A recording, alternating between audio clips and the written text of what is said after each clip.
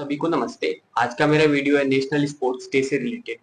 आज के वीडियो में मैं आपको बताऊंगा कि नेशनल स्पोर्ट्स डे क्यों मनाते हैं और कुछ इंटरेस्टिंग फैक्ट जैसे कि मेजर ध्यानचंद जी कौन थे, उनका नाम किसने बदला और क्यों बदला, मेजर ध्यानचंद जी को हॉकी का जादूगर क्यों कहते हैं, हिटलर के साथ हुई उनकी कन्वर्सेशंस, उनके टोटल नंबर ऑफ गोल्स और उनके गोल पोस्ट के एक इंसिडेंट के बारे में। और फिर हॉकी की ही बात हो रही है तो एक आरपी सिंह सर के बारे में भी बताऊंगा।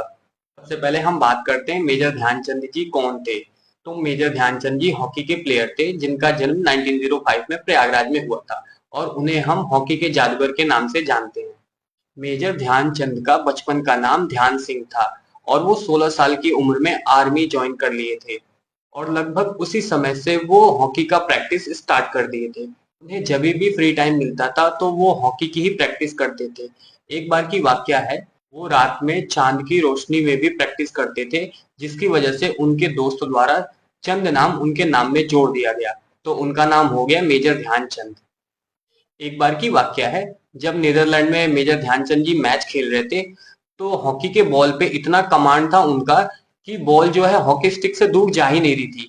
तो वहां के जो भी ऑफिसर्स थे, ऑफिशियल थे, उन्होंने कंप्लेन करा कि मेजर ध्यानचंद जी के स्टिक में चुंबक लगा है। तो उनका स्टिक वहीं पे तोड़ के चेक किया गया पर ऐसा कुछ नहीं पाया गया।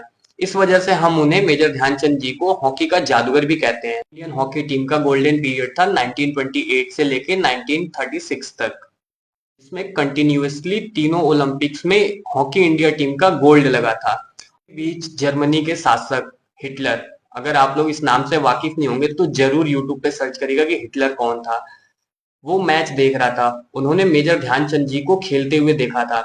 उन्होंने सामने से मेजर ध्यानचंद जी को ऑफर किया था कि आप हमारे आर्मी के कर्नल पोस्ट पे आइए और आप हमारे जर्मनी के टीम से खेलिए। आप बिलीव करो, ये हमारे लिए सबसे गर्व का पल था उस समय। और मेजर ध्यानचंद जी ने सामने से बिल्कुल डिनाई कर दिया था कि नहीं, मैं अपने देश के लिए ही खेलूंगा और जो चीज अचीव करूंगा अपने देश के लिए अचीव करूंगा। आप सोच सकते हैं हिटलर जैसा आदमी उन्हें ऑफर कर रहा है कि आप हमारी टीम से खेलिए, जर्मनी से रिप्रेजेंट करिए और आपको आर्मी में कर्नल का पोस्ट हम देंगे।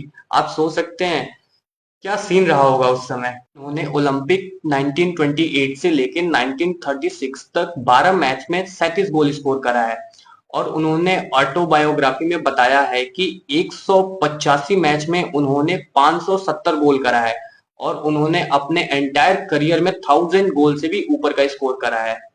हॉकी की दुनिया में इतने गोल्स स्कोर करना वाकई काबिले तारीफ है।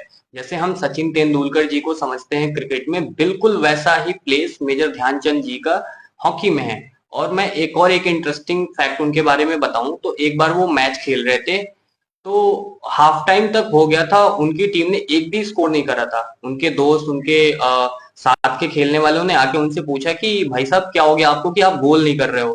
तो मेजर ध्यानचंद जी ने तुरंत ओलंपिक के बीच में उन्होंने बोला कि मैच को रोक दिया जाए। सारे लोग बिल्कुल शॉक्ड हो गए थे कि भाई ओलंपिक का मैच चल रहा है, हम कैसे मैच रोक दें। उन्होंने बोला कि जो मेजरमेंट हुआ है वो बिल्कुल थोड़ा ना थोड़ा कहीं ना कहीं रॉन्ग है।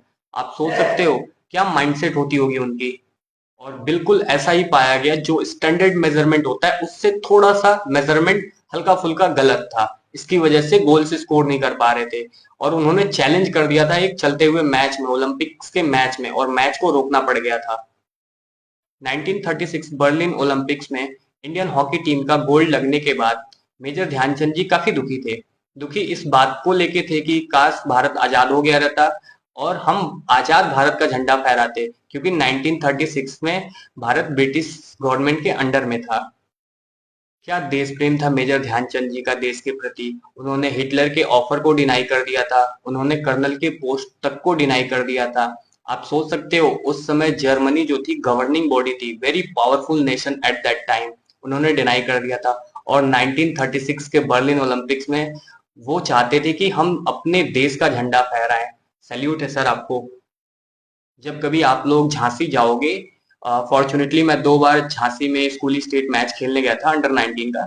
तो वहाँ के स्टेडियम में, ग्राउंड में मेजर ध्यानचंद जी की प्रतिमाएं लगी हुई हैं और वहाँ का इन्वायरमेंट बहुत अच्छा है। वहाँ के बच्चे हॉकी को बहुत ज्यादा रिस्पेक्ट करते हैं, वहाँ हॉकी का एक अलग ही इन्वायरमेंट है। वहाँ बहुत अच्छे अच्छे प्लेयर हॉकी के हैं भी। हॉकी की बात हो रही है तो मैं एक अपने सर का नाम बताता हूँ, RP Singh sir. Ram Prakash Singh sir, जो कि एक देवरिया के छोटे से गांव से बिलोंग करते हैं। उन्होंने 1986 मेंस वर्ल्ड कप और 1990 मेंस हॉकी वर्ल्ड कप में, 1986 जो लंदन में हुआ था और 1990 जो लाहौर में हुआ था, उसमें उन्होंने पार्टिसिपेट करा था। एक बार की वाकया है, जब वो टीम में सेलेक्ट हुए थे तो उनके कोच ने बोला था कि आप अपने बाल छोटे करा लो। अभी आप देखोगे कितने बड़े बड़े बाल हैं सर के। तो उन्होंने बोला था कि मैं टीम में रहूं या ना रहूं, लेकिन मैं बाल नहीं कटवाने वाला। और वो इतने अच्छे प्लेयर थे कि उनको टीम में ले जाना ही पड़ा था।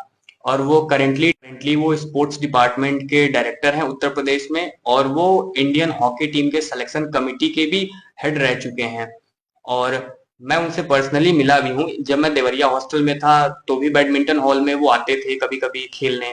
और फिर मैं ऐसे ही, जब मेरा म्यूचुअल ट्रांसफर के लिए बात हो रहा था, मैं था और एक सानी भाई थे आजमगढ़ के, और एक कान्हा था बनारस का। तो हम लोग गए थे, वो दोनों लोग इसलिए गए थे कि उनका ट्रांसफर रुक जाए, और मैं इसलिए गया था कि मेरा ट्रांसफर यहाँ से मेरठ हो जाए या कानपुर हो जाए। तो सर बहुत स्ट्रिक्ट है, बहुत स्ट्रिक्ट पर्सनालिटी। उन्होंने ऐसा डांटा था ना कि भाई साहब मतलब हिल गए थे हम तीनों लोग वहीं स्टेडियम में। उन्होंने उन दोनों लोगों को इसलिए डांटा था कि भाई साहब, देवरिया ऐसी जगह से तुम्हें ट्रांसफर मिल रहा है तो तुम वहां क्यों नहीं जा रहे हो, वहां तुम्हें खेलने का बहुत अच्छी चीजें मिलेंगी। और जब उन लोगों को डांटा तो फिर मेरे से पूछा, भाई तेरा क्या प्रॉब्लम है? तो मैंने बोला, सर मुझे ट्रांसफर लेना है।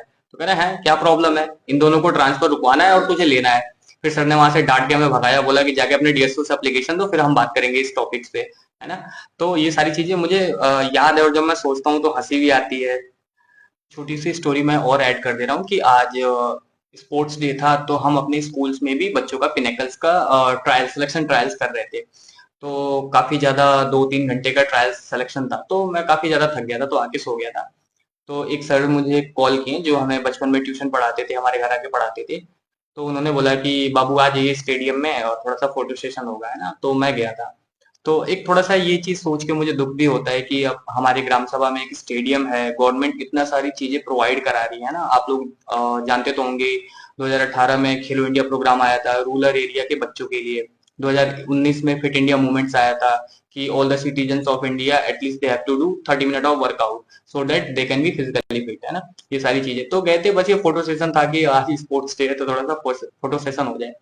तो मैंने पूछा भी कि सर ऐसा नहीं हो सकता कि गांव के बच्चों को खेलने के लिए अच्छे इक्विपमेंट मिल पाए, सामान मिल पाए। तो उन्होंने बताया कि अगर चाहे तो क्या चीजें नहीं मिल सकती, बट प्रोवाइड नहीं हो पाती हैं, है ना, ये सारी चीजें।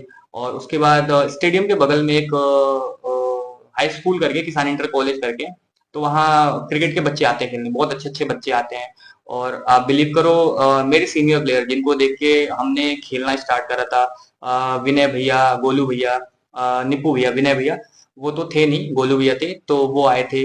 तो मैं आज आज तक उनके साथ कभी फोटो नहीं लिया था ना, तो आज मेरा मन किया भी कि भैया के साथ फोटो ले लूं।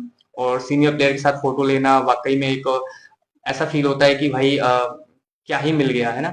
तो मैं उनके साथ फोटो भी लिया था। वो वाकई में बहुत अच्छे प्लेयर रहे हैं। उनकी बॉलिंग, जब वो बॉलिंग करते थे ना अपने कुछ 4-5 साल पहले जब वो बॉलिंग करते थे, भाई साहब क्या बॉल डालते थे, क्या स्पीड थी, क्या एक्यूरेसी थी, उनका बॉडी अलाइनमेंट बिल्कुल परफेक्ट, है ना। तो उनके साथ फोटो लेना अच्छा लगा है। और सबसे इंटरेस्टिंग बात यह है कि वो अभी भी आके छोटे बच्चों के साथ खेलते हैं, और जहां हो पाता है बताते भी हैं, काफी सपोर्ट भी करते हैं। एक बच्चे का भी कुछ दिन पहले बर्थडे था, तो उन्होंने सेलिब्रेट भी करा था आके। खेलने वाले बच्चों को हमेशा वो सपोर्ट करते हैं, और वो अपने बिजी शेड्यूल में से भी टाइम निकाल के आके बच्चों के साथ खेलते हैं, सिखाते हैं, बताते हैं। तो ये तो हमारे लिए बहुत बेनिफिट है कि कम से कम सीनियर प्लेयर आते हैं हमारे साथ खेलते हैं ना। ये तो बहुत अप्रिशिएटिंग काम है उनके लिए। और हम सब एंजॉय भी करते हैं, और हम चाहते भी कि भैया आए खेले, है ना। आते हैं तो इन्वॉल्वमेंट बिल्कुल लाइट हो जाता है ना, बिल्कुल एंटरटेनिंग हो जाता है ना, मजा आता है उनके साथ खेलना। सो उम्मीद करेंगे कि वो ऐसे ही हमेशा आते रहे, हमारे साथ खेलते रहे, और गांव के बच्चों को चीजें मिले, वो खेले, आगे बढ़े, है ना।